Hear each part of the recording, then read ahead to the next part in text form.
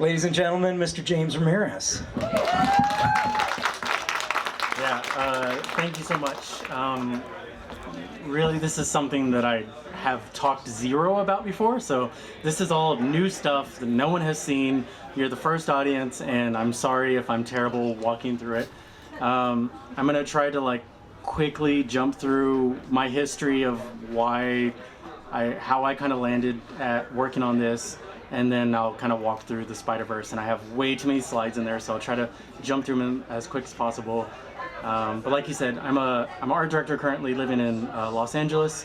I had the amazing opportunity to work at a company, an artist collective called MK12 in Kansas City. We did a lot of things, like Brian said, Stranger Than Fiction. We worked on the GUI, the main titles. This is in the center is the original kind of website when I was kind of following MK12. So this is probably 2002, 2003.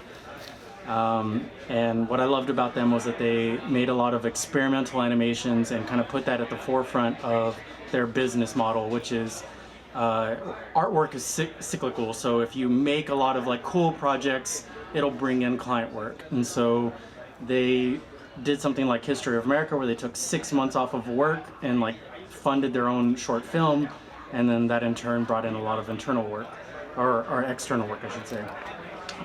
So I got to work on Stranger Than Fiction, Quantum of Solace, Kite Runner. There's a lot of things that kind of taught me that ideation and experimentation can really lead to something outside of that and lead to client work. After spending 10 years there with them, I moved out to Los Angeles, and I worked at a company called We Are Royale, where I was staff as an art director for 3 years. We did a lot of Nike work, a lot of big commercial broadcasts and promo stuff for the web, and it was amazing just to kind of interact with the LA community. Being in Kansas City, I felt like I was in a bubble, but being in LA, it was just being dipped straight into the heart of all of the work that we all love, and where it's coming from. And it was amazing to be a part of it, and it really kind of taught me to go from something that was an artist collective where we were just kind of making kind of stuff in our own way to kind of more of a professional business field. And it really kind of helped me hone in my art direction. And then from there, I went to work at a company called Alma Mater, which is owned by Brian Ma, who is an alumni of Imaginary Forces. And he put in his time there, and he's an amazing director. And it's kind of one of those things where in the industry, working with somebody, chemistry is such a big part of it, and we really got along. And so I spent the last kind of 2 years working with him on a bunch of smaller kind of projects, I don't know, some dumb MTV project, or we did I did a pitch for the Venom end titles. I did not win, but I just wanted to include it because I loved it. And then Spiderverse came along, and so obviously that's kind of what I want to talk about, but I just wanted to talk about this journey to get there. And it was kind of from learning filmmaking from these guys in Kansas City who just were so invested in films and wanted to learn the process and make their own stuff, to kind of moving out to LA and making stuff, and then to landing at this shop with Brian, and him trusting me enough to kind of come on to do this. And so we did the Spiderverse titles, and it was obviously a really hard project where you get invited to pitch on something like this, and it's we had seen the trailer and we had read the script, and it's this amazing film, and it's super ambitious, and you're how do you create something to follow such a crazy, visually experimental thing?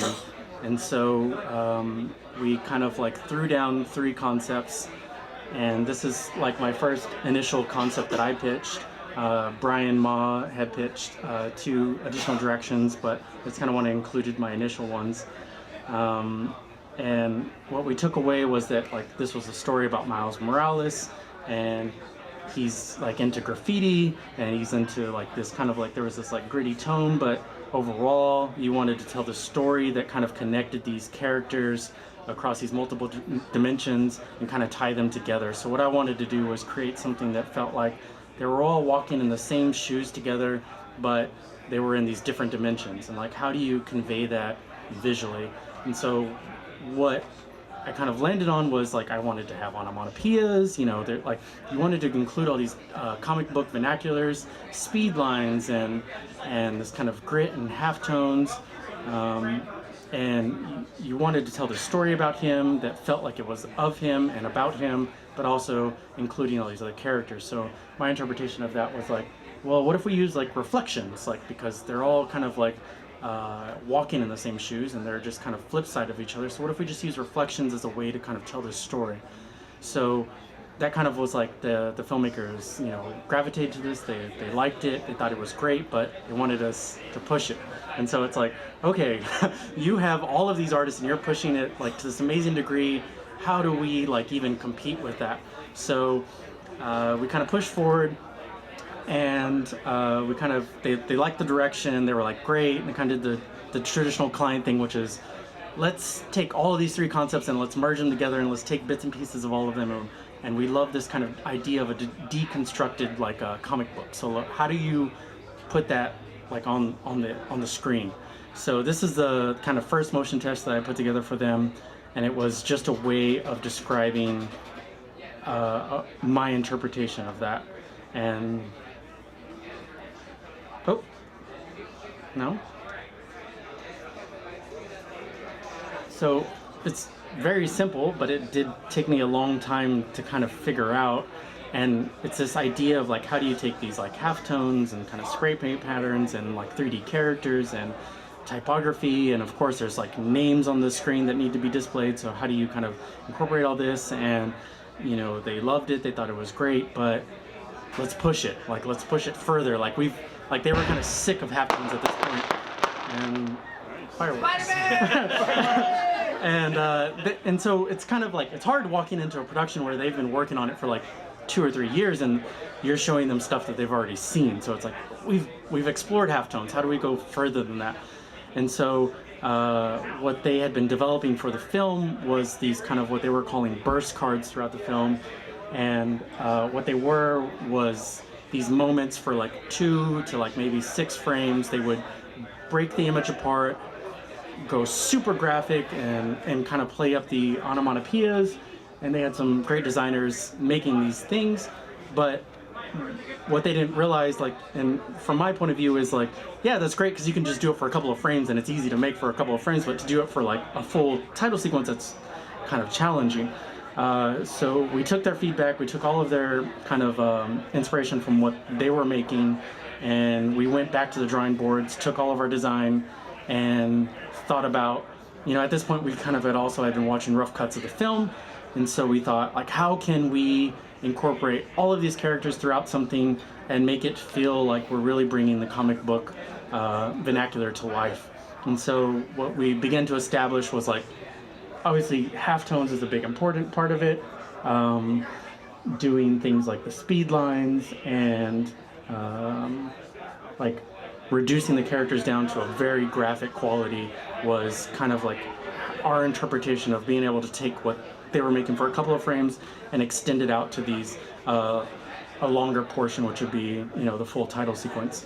And what they also wanted us to explore was, how do you, in the comic book world, there's so many artists that have touched Spider-Man over the years. There's Kirby. What Kirby and Stan Lee had done was create something that was super graphical and interpretive. So how can you, throughout this title sequence, explore these different visual styles? And so we tried to incorporate, things like the bottom left is something that felt more hand-drawn, and on the right we tried to do something that felt more like printmaking, where it was offset and there was a little bit of just tangible quality to everything. And then with that, once we had developed all of these, kind of like, we're like, okay, cool, there's like 3 main things that we're going to figure out. It's like, what is the aesthetic, and how does it animate, and what is the narrative? And the narrative was like kind of the hard part. So all of us in the studio would brainstorm and come up with, what they wanted to explore was like, what is the multiverse? Like, if we're ending this film and we're saying that now there's a Spiderverse, there's all of these Spider-Mans, there's infinite number of Spider-Mans, what is that world and what would happen? So we just like would shoot out all these ideas. This is really one that made it to the final that I had no idea that it would. Somebody said, what if like, you know, there was like a bunch of Spider-Man chasing that Spider-Ham on a spit, and I was like, we can't do that.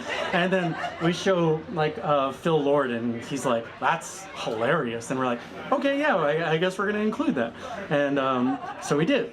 And then also some of the other, like, you know, they kind of kept pushing us to do like really outrageous things. And so there's a sequence towards the end where Spider-Man has a wallet and there's all these family photos inside of it. So we found all these ridiculous, awkward family photos online and recreated them with all Spider-Men, and just thought it was hilarious. And there's crying Spider-Man. And so then we definitely had, like, you know, the aesthetic down. It was like, okay, it's gonna be like this great, like, graphic quality. Everything feels like it's, you know, handmade, printmaking quality, offset colors. Now, how does it move? And I really liked the idea of exploring something that felt like you were celebrating all of their hard work in the animation of the film. They've done all this incredible animation, so what if we could take these sequences and kind of break them down into individual frames, and you just kind of did a homage to traditional cell animation, traditional comic books, and you explored that in kind of like a fourth dimension, since we're playing with dimensions anyways. And so I came up with this motion test, which I'll play a couple of times, but the idea was, like, you know, each color represented a different spider character, and that we could kind of take a frozen moment and make it come back to life through kind of doing like a zoetrope type effect, where you were breaking out each frame of these animations and kind of displaying it like in a non-linear time sequence. And they really gravitated towards that. And then the other idea we had was, if we are going to get crazy and we're going to, like, you know, just kind of explore what this multiverse is, maybe we use, you know, kind of the idea of reflection from the original concept. Maybe that kind of makes it it's way back in, and maybe we're able to tell a kaleidoscopic world of Spider-Man using kind of physical and reflections. And how do you kind of explore this idea of taking one character and making them into like multitudes of character? And so we kind of designed these early tests that were like, okay, look, we can kind of like introduce each character, and then as we get towards the end, we can just kind of get as psychedelic as we want and kind of as crazy as we want, and then we can kind of just create these like beautiful kaleidoscopes that also look like kind of like web, you know, spider. So you have like the spider web kind of thing happening. You have your character that's kind of really reduced down, and you these kind of like infinite reflections possibilities. And so that all kind of like culminated into something that went from like an idea and a pitch of how to explore this universe to fully implementing this into a full-blown title sequence, where we kind of tied in, we introduced each character that happened throughout the film, and then we kind of like merge them all together and say, like, the what if all these characters are in the same world, and what if there were like 100 Spider-Men together, and what are the crazy things that we can do with that? And so like, thankfully, like, Sony was willing to kind of really collaborate with us and gave us a lot of their animations from, you know, we were watching the film throughout the you know, throughout their process. They would kind of constantly update us, like, here's our latest rough cut, and it would have all these animations, and I would say, okay, I want that scene, and I want that scene, and I want that scene, and I want that scene. And they were totally willing to work with us and give us everything. Ambitious film that did, I mean, if you followed it during the award season, it won like 7 Annie Awards. It won the Oscar for animated film. It's won at the BAFTAs. It's won countless, you know, anything that it's stand up against. They really pushed what they did with animation, and it was really an honor to kind of be able to stand up at the end of the film and kind of celebrate, like, this is what you guys did, and this is also celebrating the absurdity of it, and this is kind of what we kind of envisioned. And it was a journey, it was a collaborative journey between us and the filmmakers and the producers, Phil and Chris, and it was amazing for them to give us the amount of trust that they did, and with that we were able to create this fun sequence.